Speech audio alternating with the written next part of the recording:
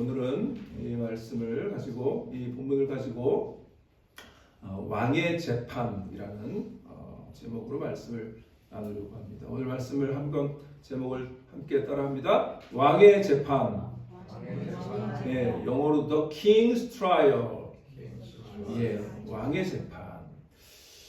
우리 지난 주일부터 4월 한 달 동안 이 사순절 한 가운데 있는데요. 왕의 고난, 왕의 영광이라는 설교 시리즈로 이번 한 달을 함께 말씀을 나누고 있습니다. 오늘은 이제 두 번째 주일입니다. 두 번째, 지난주는 왕의 침묵에 대해서 말씀을 나눴습니다. 빌라도 앞에 예수님께서 침묵하셨던 그 장면을 살펴봤고요. 오늘 이제 본격적으로 빌라도가 예수님을 재판하는 장면입니다. 그래서 오늘 제목은 왕의 재판. 지난주 우리는 많은 군중들의 고발 속에서 고요히 침묵하셨던 예수님의 모습을 봤습니다. 그 예수님 모습 가운데 우리는 그 왕의 위엄을 보게 됐습니다.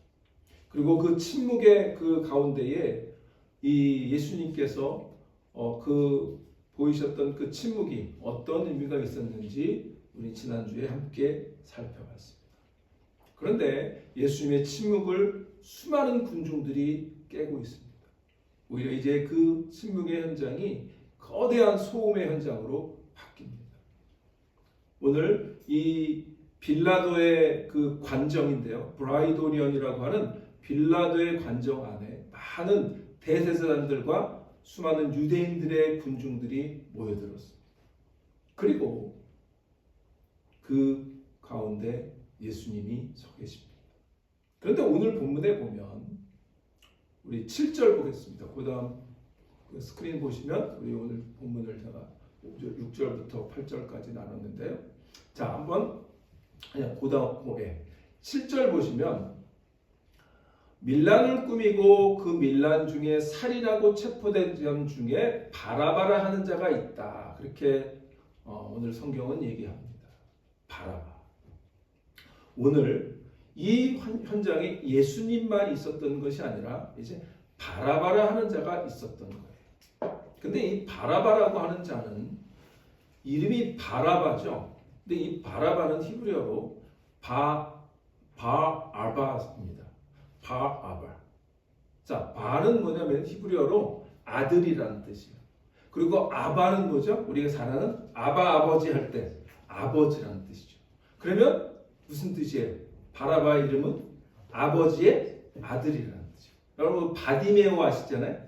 바디메오의 이름이 바디메오예요. 그럼 디메오의 아들이라는 뜻이죠. 그래서 바는 히브리어로 아들이고요. 아바 아버지 할 때 아버지예요. 그러니까 이 바라바는 뜻이 아버지의 아들이라는 뜻입니다. 근데 이 현장에 이 바라바뿐만 아니라 진정으로 하나님 아버지의 아들인 예수님도 계셨던 거죠. 그러니까 두 아들이 있는 거예요. 이 예수님도 있었고 또 아버지의 아들이라 불리는 바라바도 있었어요. 자, 그런데 오늘 본문은 6절에 보세요. 6절에 보면 뭐라고 시작하냐면 명절이 되면, 자, 이때가 무슨 명절이죠? 6월절. 자, 이제 6월절이 다가오는 거예요. 이 명절이 되면 백성들이 요구하는 대로 죄수 한 사람을 놓아주는 전례가 있더니, 이런 얘기를 합니다. 근데 이게 무슨 전례냐면 유대인의 전례가 아니에요. 그리고 로마의 제국의 전례도 아니에요. 그냥 로마 총독이, 그 유대 땅을 다스리는 유대 총독이 이 명절, 큰 명절, 유대인의 명절 6월절이 되면 죄수 한 명을 놓아주면서 민심을 달래던 그런 관습인데, 이것은 그냥 로마법에 있는 그런 공식적인 법이 아니라 그냥 현지 통치를 하고 있는 그런 총독이 유연하게 그들을 민심을 달래고 하려고 하는 그런 정치적인 도구로 사용했던 거예요. 그래서 6월절이 되면 이 빌라도 총독은 백성들이 요구하는 대로 그들 중에 잡힌 죄수 한 명을 놓아주는 전례가 있었던 거예요. 그런데 이 죄수를 놓아달라고 하는 그 그 관례를 무리들이 나와서 요구하죠. 8절에 보세요. 8절에 보면 무리가 나아가서 전례대로 하여 주기를 요구한대. 그렇죠. 그러니까 무리들이 빌라도의 앞에 나가서요. 이 관례대로 자 우리에게 죄인 한 명을 풀어주십시오라고 얘기하고 있는 장면인 거예요. 지금. 자 그런데 우리가 잘 아는 것처럼 이 빌라도가 이 무리들의 요구를 어떻게 합니까? 바라바를 놓아줍니까? 예수를 놓아줍니까? 바라바를 놓아주죠. 그것이 오늘 우리가 살펴보려고 하는 빌라도의 재판. 그런데 방금 전까지 이제 우리가 이제 앞으로 이제 종려주일이 한 2주 남았는데요. 사실 이 본문은 이미 종려주일, 예수님이 예루살렘 입성한 다음의 사건이에요. 자, 그럼 불과 며칠 전만 해도 이스라엘 이 유대인 백성들은 예수님이 예루살렘에 들어오실 때 뭐 어떻게 환영했습니까? 종려나무를 흔들면서 어떻게 했어요? 호산나, 호산나, 다윗의 아들이요, 호산나 하더라. 그러면서 예수님을 어떻게 해요? 웰컴, 환영했죠. 그런데 그 무리들이 지금 예수님이 빌라도 앞에 잡혀왔을 때 어떻게 요구합니까? 그렇게 외치며 환영했던 그 모습은 온데간데 없고 이제 예수님을 십자가에 못 박으라고 외치고 있는 것입니다. 예수님을 내어달라고 얘기하는 것이 아니라 바라바를 내어달라고 외치고 있는 그 장면이 오늘 왕의 재판의 모습. 그런데 오늘 이 장면을 보면서 바라바냐 예수냐라고 하는 선택의 기로에 있는 그 빌라도의 모습을 우리가 보면서 이게 과연 빌라도의 고민만일까 그렇게 생각합니다. 그 당시에 바라바는 어떤 사람이었냐면 7절에 보시면 밀란을 꾸미고 밀란 중에 살인하고 체포된 자라고 얘기하고 있죠. 밀란은 뭐죠? 사람들로 하여금 이 선동을 하는 거죠. 무슨 선동을 했을까요? 그 당시에 이 이스라엘은 어느 나라의 압제하에 있었어요? 로마 제국의 압제. 로마 제국에 우리가 옛날에 일제시대 때도 뭐 하던 사람들이냐면 독립운동하시던 분들이 있었잖아요. 그러니까 마찬가지로 이 유대 땅에서도 이 로마에 대항해서 정치적으로 그 로마 관리들도 막 죽이기도 하고 그리고 그 사람들을 피습하기도 하는 그런 약간의 독립운동가 같은 그런 소위 그 사람들을 뭐라고 불렀냐면 열심당이라고 불렸어요. 그런 열심을 가지고 로마에 대항해서 유대의 독립을 위해서 막 싸우던 그런 유대인들의 그런 좀 과격한 무리들. 그런데 이 바라바는 그 사람들 중에 아마 굉장히 높은 위치에 있든지 그런 사람인데 밀란을 꾸몄다 그러잖아요. 그러니까 굉장히 브레인 중에 한 사람이었을 거예요. 그리고 그 밀란을 꾸미고 그러다가 어떻게 살인까지 하는 그런 사람이 바라바였어요. 자, 그러면 이 바라바는 어떻게 보면 유대인들에게 보면은 굉장히 살인자이긴 했지만 뭐예요? 유대의 독립을 위해서 열심히 막 뭔가를 해내는 영웅 같은 존재였을 수 있어요. 그렇죠? 비록 살인자로 체포되어 있지만 유대인들의 입장에서는 저 굉장히 용기 있는 우리 옛날에 독립운동 하시던 분들 그렇게 높이 보잖아요. 그랬던 사이일 수 있어요. 그러니까 이 재판을 보면 어떻게 보면 이 유대인들이 바라바를 요구하는 것이 수긍도 갈 정도예요. 그런데 사실은 이 재판을 보면서 바라바를 선택하느냐 예수를 선택하느냐라고 하는 선택의 기로에 있는 것은 바라바 그 빌라도만의 고민이 아니라 오늘도 우리도 그렇죠. 우리는 수많은 선택 앞에 놓이죠. 어떤 선택을 여러분 하고 사십니까? 성공과 힘과 같은 그런 바라바를 선택하느냐 아니면 그냥 이 힘이 없어 그냥 재판장 앞에 서 있는 그런 예수를 선택하느냐 하고 하는 그런 선택의 기로에 서 있을 수 있어요. 또 오늘 이 본문 가운데 이 빌라도의 재판, 그 재판을 통해서 이 재판이 사실은 역사상 가장 불의한 재판이었어요. 공정하지 못한 재판이었어요. 비겁한 재판이었어요. 그러니까 비겁한 선택을 한 그 결과로 비겁한 재판, 불의한 재판이었는데 이 재판이 사실은 얼마나 우리에게는 의미 있는 재판이었는지를 오늘 본문을 통해서 우리가 함께 살펴보면서 함께 은혜를 나누려고 합니다. 자, 오늘 재판의 의미를 세 가지로 나눠보려고 합니다. 첫 번째 이 재판은요.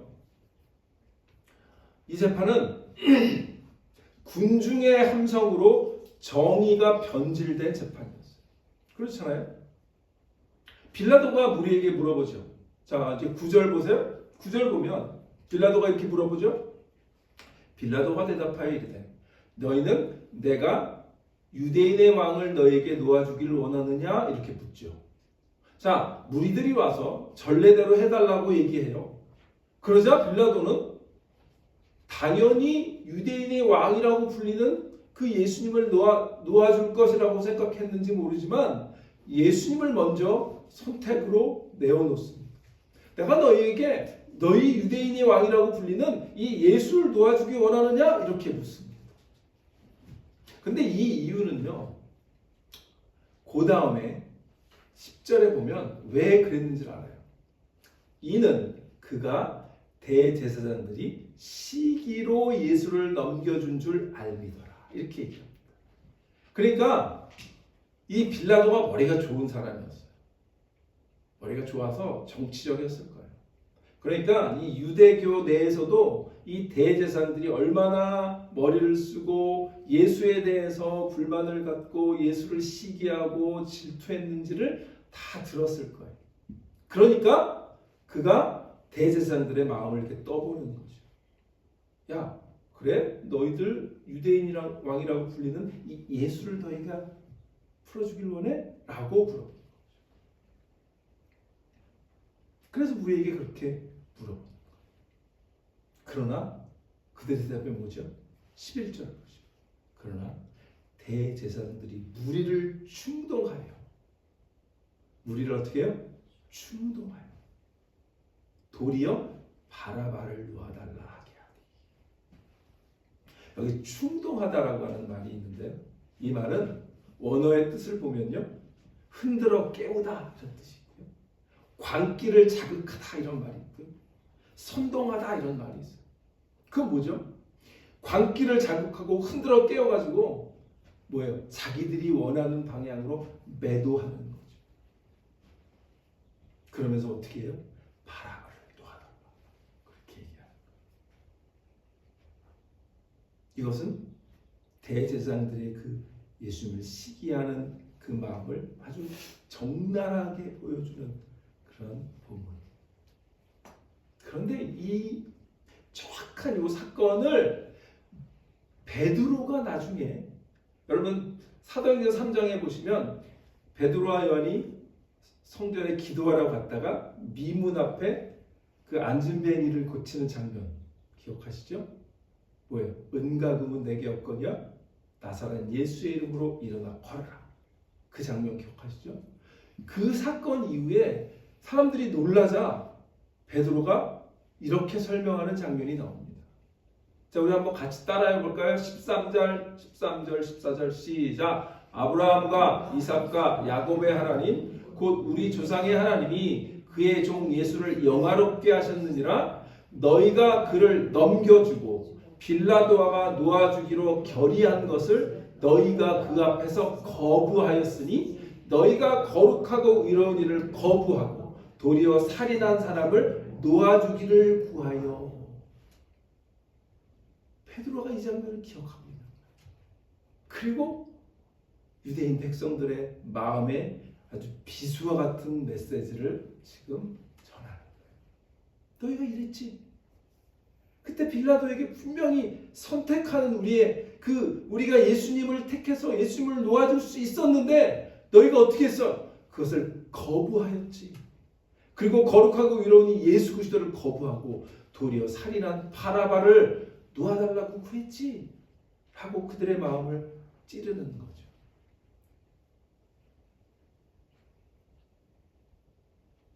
대제사장들과 군중들의 선택은 어떤 거예요? 예수가 아닌 바라바를 선택한 그 선택은 비겁한 선택이었던 거죠. 군중들은 쉽게 넘어갑니다. 그래서 이제 정치인들이 하는 수법들이 있죠. 선동하고 충동하는 거예요. 그건 미국이나 한국이나 어느 나라나 같습니다. 많은 정치인들은 그 사람들을 군중심리라고 하죠. 군중심리라고 하는 것을 막 선동해서 자신들이 원하는 곳으로 군중들을 이끌어갑니다. 그리고 많은 군중들은 깊이 생각 안 해요. 그냥 뉴스 헤드라인만 봐요. 그걸 디테일하게 읽는 사람들은 소수예요. 그렇기 때문에 쉽게 넘어가는 거죠. 군중들은 정의를 구하지 않았어요. 대제사장들의 선동에 휘말려서 진리 대신에 불의를 선택했어요. 불과 며칠 전에 예수님이 입성하실 때 호산나 호산나 다윗의 아들입니다. 왜? 예수님이 기적을 일으키고 병자를 고치고 그리고 죽은 나사로를 살리는 그런 것들을 보면서 이분이 정말 우리 메시아구나 라고 생각했는데 쉽게 대제사장들의 충동에 넘어갔어요. 우리도 때로는 공동체의 목소리 또는 다수결 이런 것, 세상의 어떤 유행 그것이 진리인 것처럼 착각할 때가 있어요. 그래서 여러분들 우리가 쉽게 넘어가는 게 뭐죠? TV의 광고. 그 광고는요 사실 거의 한 80% 90%는 허위 광고가 많아요. 근데 우리는 그거에 넘어가서 저거 사면 뭐가 될 것 같죠? 그래서 사는 거예요. 그게 우리의 그 어떤 착각입니다. 그래서 성경은 그러나 우리에게 잘 분별하라고 경고합니다. 무리의 함성이 항상 하나님의 음성이 아닙니다. 우리가 삶에 어려움이 있을 때, 갈등 가운데 있을 때 진실보다 여론에 휩쓸릴 때가 있어요. 하나님의 뜻보다 사람들의 뜻에 휩쓸릴 수가 있어요. 그래서 출애굽기에 보면 이런 경고가 나옵니다. 출애굽기 23장 1절 2절 같이 읽겠습니다. 시작. 너는 거짓된 풍설을 퍼뜨리지 말며 악인과 연합하여 위증하는 증인이 되지 말며 다수를 따라 악을 행하지 말며 송사의 다수를 따라 부당한 증언을 하지 말며 2절에 보면 다수를 따라 악을 행하지 말며 우리는 근데 다수를 따라 악을 행할 찬스가 너무 높은 그런 존재라는 거죠. 그래서 분별을 잘해야 돼요. 이 출애굽기에 있는 이 말씀을 고 23장이지만 32장에 가면 이 다수를 따라 악을 행했던 사건이 있습니다. 그 사건이 뭐죠? 금송아지 사건. 모세가 시내산에 올라갔습니다. 하나님께 계명을 받으려고 시내산에 올라갔을 때 사람들이 아론을 충동합니다. 그리고 우리를 애굽에서 인도해내신 신을 만들어라. 그래서 자신들에 있는 그 모든 금붙이니 귀금속을 다 주고 아론에게 뭐예요? 금송아지를 만들게 합니다. 아론과 이스라엘 백성은 군중 심리에 휩쓸려서 금송아지를 만든 거예요. 다수를 따라 악을 행하지 말고. 그런데 오늘 이 재판은요, 다수가 악을 행한 재판입니다. 그래서 군중의 함성으로 정의가 변질된 역사상 가장 불의한, 가장 비겁한 재판이 바로 우리 예수님 왕의 재판이었음을 우리가 기억해야 합니다. 그러므로 이 재판이 잘못된 선택에 의한 잘못된 재판이었음을 우리가 기억하고 지혜로운 분별하는 그리고 지혜로운 선택을 하는 그런 저와 여러분 되시길 주의 이름으로 부탁을 드립니다. 두 번째 이 재판은요, 어떤 재판이었냐면 의인이 죄인을 위해 넘겨진 재판. 누가? 의인이 죄인을 위해서. 자, 12절을 보겠습니다. 12절을 보면 빌라도가 또 대답하여 이르되 그러면 너희가 유대인의 왕이라 하는 일을 내가 어떻게 하랴? 자, 사람들이 군중들이 뭐라 그래요? 바라바를 내어달라 얘기합니다. 예수님이 아니라 바라바를 풀어달라 이렇게 얘기합니다. 그러자 이제 빌라도는 그러면 너희가 유대인 왕이라고 부르고 있는 이 예수는 내가 어떻게 해야 되겠냐라고 묻고 있는 거예요. 그래서 군중들이 다시 소리칩니다. 13절에 그들이 다시 소리 지르며 그를 십자가에 못 박게 하소서. Crucify him, crucify him 이렇게 외칩니다. 그러자 빌라도가 당황할 거예요. 그리고 당한 이 빌라도가 다시 한번 묻습니다. 14절에 빌라도가 이르되 어찌미뇨 무슨 악한 일을 행했느냐. 여기 보면 어찌미뇨 이자가 무슨 일을 악한 일을 행하느냐 그거였죠. 이 예수가 너희가 유대인 왕이라고 부르는 이 예수가 무슨 악한 일을 행했길래 너희가 그를 십자가에 못 박게 하기를 원하느냐라고 묻는 거죠. 그러자 그 다음 어떻게 돼요? 더욱 소리 질러. 이게 군중이에요. 십자가에 못 박게 하소서.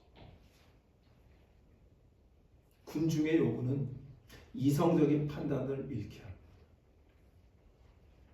우리 그 다음에 그림 보면 이런 그림이 있죠.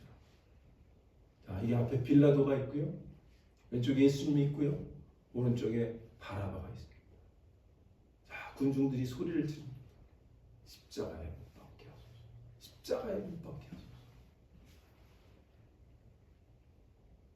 빌라도의 선택은 불의하고 비겁한 선택입니다.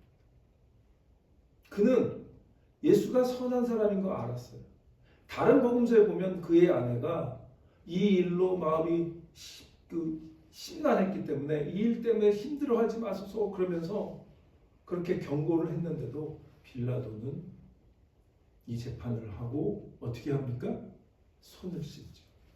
나는 이 일과 관계가 없어. 나는 이 일이 책임이 없어. 빌라도는 가장 비겁한 총독 중에 하나였죠. 이 세상의 이 재판은 아주 완벽하게 비겁하고 불의하고 실패한 재판이었어요. 재판장도 비겁했고 이 예수님을 기소했던 대제사장들은 악의적이었고 그리고 군중들은 선동당한 무지몽매한 그런 군중들이었어요. 그런데요, 이 불의한 재판을 하나님은 반전을 만들어 주십니다. 이 불의한 재판이 오히려 하나님의 공의가 실현되는 그런 놀라운 재판이 되게 하신 거예요. 그래서 의인이 죄인을 위해서 넘겨진 재판이 된 겁니다. 다시 말해서 이 재판은 법적으로는 완전히 불의한, 완전히 무효인 재판이었지만 하나님의 관점에서는, 하나님의 구속사적인 관점에서는 가장 완벽한 재판이었던 거예요. 왜? 왜 그럴까요? 죄 없는 예수님, 유대인의 왕이신 예수님이 죄 없는 죄인이 죄인으로 정죄당해서 재판받을 때 사실 그분은 온 인류의 죄를 대신 지신 어린 양과 같은 그러한 죄인으로 하나님 앞에 서셨기 때문이죠. 빌라도 앞에서 선 것이 아니라 사실은 하나님 앞에서 어린 양으로 서신 거예요. 인간들의 악함이 예수님을 이 억울한 재판장의 억울한 그런 그 위치로 몰아넣었지만 하나님은 오히려 그 불의하고 억울한 재판을 하나님의 공의가 이루어지는 그러한 의로운 재판으로 바꿔놓으신 거예요. 주님은 죄가 없으신 완전한 의인이셨잖아요. 그래서 그 완전한 의인이신 예수님이 그 예수님만이 우리의 죄를 대신하실 수 있는 분이셨기에 예수님은 이 세상의 재판, 그 재판을 이용해서 하나님 앞에서 공의로운 재판을 받으신 거예요. 그래서 고린도후서의 사도 바울은 이렇게 설명합니다. 이 재판을 뭐라고 얘기하냐면, 우리 같이 읽을까요? 하나님이 죄를 알지도 못하신 이를 우리를 다시 대신하여 죄를 삼으신 것은 우리로 하여금 그 안에서 하나님의 의가 되게 하려 하시니라. 아멘. 예. 하나님이 죄를 알지도 못하신 예수를 빌라도 앞에 세우셔가지고 우리를 대신하여 죄인을 삼으신 것은 우리가 하나님의 의가 되기 위해서 그렇게 하셨다. 하나님의 입장에선 가장 완벽한, 그리고 공의가 이루어진, 의인이 죄인을 위해서 넘겨진 그런 거룩한 재판입니다. 여러분, 사도행전을 보면 억울하게 죽은 사람이 또 하나 있죠. 누구죠? 돌 맞아 죽은 스데반. 스데반은 무죄했어요. 그냥 7 집사 중에 하나로 복음을 열심히 전했던 그거밖에 없어요. 그런데 군중의 분노 앞에서 돌을 맞아 죽었어요. 그런데 그 무죄한 이 스데반의 죽음으로 누가 변화됩니까? 그 죽음을 목도했던, 그리고 그 돌을 던지는 사람들의 옷을 맡아줬던 사도 바울. 사도 바울을 변화시킨 거예요. 스데반의 죽음으로. 그런 거랑 똑같은 예수님의 죽음으로 우리가 하나님의 의가 된 줄 믿으시길 바랍니다. 사순절은 바로 이것입니다. 사순절의 의미는 죄를 알지도 못하신 예수님께서 우리를 대신해서 죄를 위해서 죽으셨고, 그리고 그것 때문에 우리가 하나님 앞에 자녀가 됐고 의인이 된 그날을 기억하는 기간입니다. 이 사순절 기간, 이 재판을 통해서 왕의 재판이 비록 굉장히 불의했지만, 굉장히 비겁했지만, 하나님 것을 완전히 바꿔놓으시는 놀라운 재판으로 바꿔놓으셨음을 기억하시기를 바랍니다. 그래서 사도 바울은 또 한 번 이런 얘기를 합니다. 빌립보서에서 같이 읽겠습니다. 베드로전서, 빌립보서가 아니라 베드로전서에서 베드로가 이렇게 얘기합니다. 시작. 그리스도께서도 단번에 죄를 위하여 죽으사 의인으로서 불의한 자를 대신하셨으니 이는 우리를 하나님 앞으로 인도하려 하시니라. 육체로는 죽임을 당하시고 영으로는 살리심을 받으셨으니 의인으로서 불의한 자를 대신하셨다.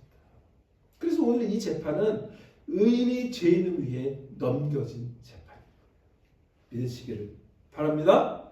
네, 마지막으로 이 재판의 의미는 가장 놀라운 재판인데요. 재판의 의미는 세 번째, 위대한 교환이 이루어진 재판이에요. This is a trial where the great exchange takes place. The great exchange. 위대한 교환이 이루어졌습니다. 어떤 교환인가? 이제 마침내 판결이 내려집니다. 15절에 보니까 이렇게 얘기합니다. 빌라도가 무리에게 만족을 주고자 하여 바라바는 도와주고 예수는 채찍질하고 십자가에 못 박히게 넘겨줍니다. 이게 빌라도의 마지막 재판 판결입니다. 그런데 뭐라고 얘기해요? 무리에게 만족을 주고. 끝까지 비겁하죠. 자신이 이 총독으로서 무리에게 인정받는, 무리의 말을 잘 들어주는 그런 총독으로 있기를 원했던 거예요. 그리고 무리에게 만족을 주고자, 예수가 아니라 예수는 죄가 없음을 알면서도 바라보는 도와주고, 예수는 오히려 채찍질하고 십자가에 못 박히게 넘겨주고. 우리 그 장면을 한번 그림으로 볼까요? 예수님은 이제 채찍질하고 이렇게 로마 병정위에서 채찍질 당하고, 사람들이 이제 다 끝났어 돌아가고 있어. 비겁한 이 빌라도의 모습이에요. 그래서 사도 바울은 로마서 4장 25절에서 이렇게 얘기합니다. 예수는 우리가 범죄한 것 때문에 내줌이 되고, 오늘 보세요. 아까 15절에 보면 어떻게 해요? 예수는 채찍질을 하고 넘겨주었다. 그 말을 그대로 바울이 얘기합니다. 예수는 우리가 범죄한 것 때문에 내어줌이 되고 넘겨줌이 되고 또한 우리를 의롭게 하시기 위하여 다시 살아나셨다. 이렇게 이 장면을 그대로 바울이 얘기해 주고. 그런데 아까 앞에 있는 그림처럼 예수님이 어떻게 돼요? 채찍질을 당하죠. 로마의 채찍질은 가혹하기로 유명한 채찍질입니다. 유대인들에게도 채찍질 형벌이 있었어요. 그 유대인들이 사용하는 채찍은 세 가족군으로 유대인들에게 채찍질을 맞는 최대한의 허용치는 몇 대죠? 39대. 40에서 하나를 감안내라고 바울도 그렇게 유대인들에게 맞았잖아요. 40에서 하나 감안내 39대까지 맞을 수가 있어요. 그런데요, 로마인들은 아니에요. 로마인들의 채찍질은 그 횟수나 도구에 자비가 없어요. 우리 그 다음 그림을 보시면 이게 로마인들이 사용했던 채찍이에요. 가죽줄에 이 납덩이와 동물의 뼈를 갖다 붙여서 이 채찍으로 예수님을 때린 거죠. 납조각과 동물의 날카로운 뼈 등이 이렇게 섞여 있기 때문에 이 채찍질로 한 번만 맞아도 살점을 찢어내고 혈관과 동맥을 파열시키고 심지어는 장기가 밖으로 드러날 정도로 그렇게 심각한 가혹한 그런 채찍입니다. 그 당시의 역사적인 기록을 보면 십자가에 달리기 전에 이제 그 당시에 이제 예수님 말고도 십자가형에 달린 죄인들이 많은데 십자가에 달리기 전에 채찍질만으로도 이미 목숨을 잃은 죄수들이 많았다.